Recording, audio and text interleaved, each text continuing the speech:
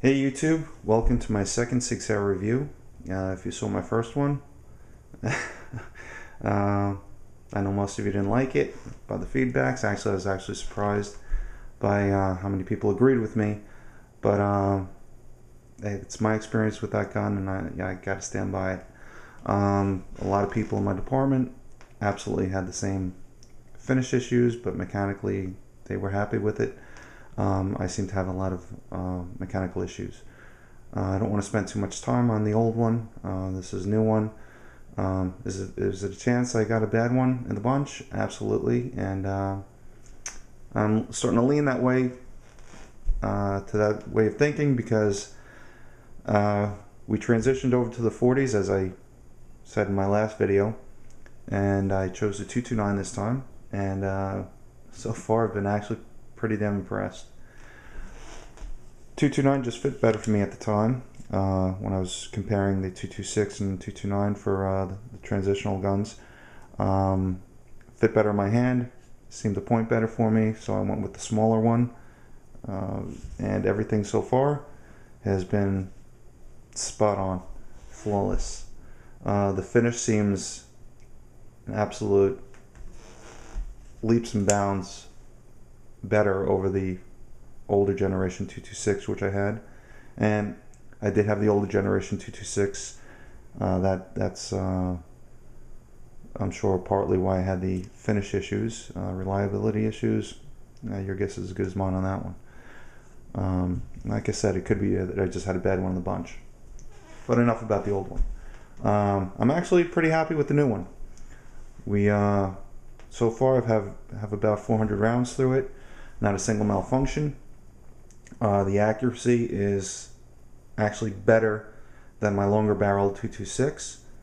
That qualified at a 96 out of 100. Lost 2 rounds at the 30-yard line. They did hit the paper, but didn't quite make it into the target. So I'm actually pretty happy with that. And it was actually a really crappy rainy day. So if it wasn't for the weather factors, I wouldn't be surprised if I had a perfect 100 on that one. Fit and finish is excellent. This one came with the integrated rail system, which my older 226 didn't, which is nice if you want to attach the tactical light or laser. As far as takedowns, I guess you got to do this in every video. Takedown's pretty easy. Lock the slide back, actuate the takedown lever, release the slide forward. Recoil spring and spring guide. I'm shooting this on tripod, so I'm trying to stay on frame. Barrel out, and then you have a basic field strip. Really quick, really easy.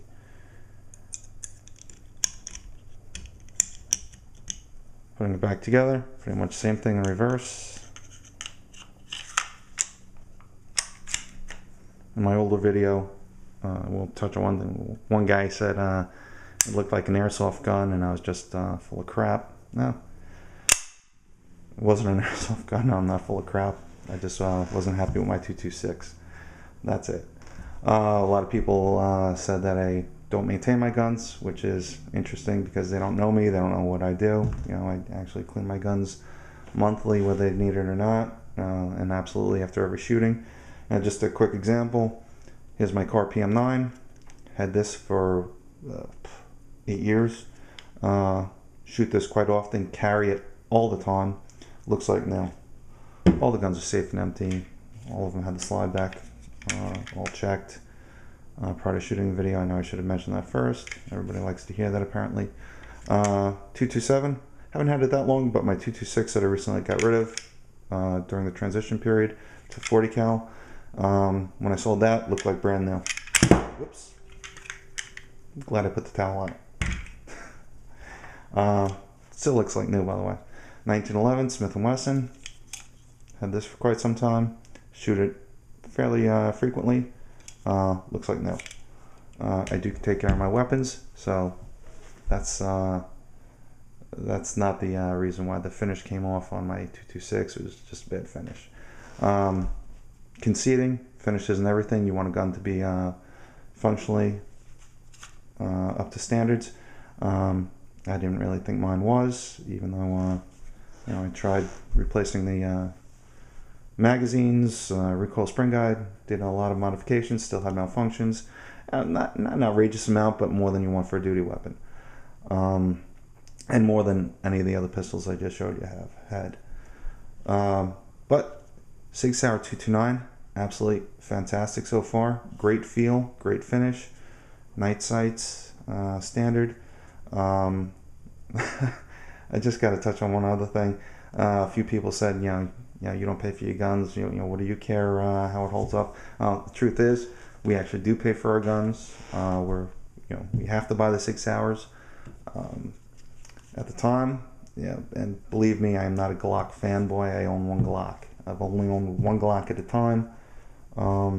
Actually, I think the majority of the pistols I own are Smith & Wessons. I think the M&P is fantastic. But I'll tell you, very happy with the 229. If you're thinking about it, I would go for it. If you like Sig Sauer, I'm happy with all the pistols I own. They're pretty reliable. This isn't all of them, but I'll tell you, I can't say enough good things about Sig Sauer right now. Hopefully that continues. We'll see how the finish holds up over time.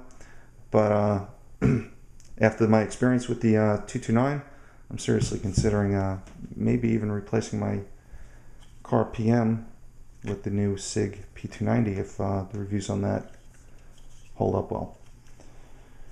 And that's my review on the Sig Sauer P229. Hope you enjoyed it. I know I enjoy having it now, and I think my attitude towards Sig is starting to change. Peace out.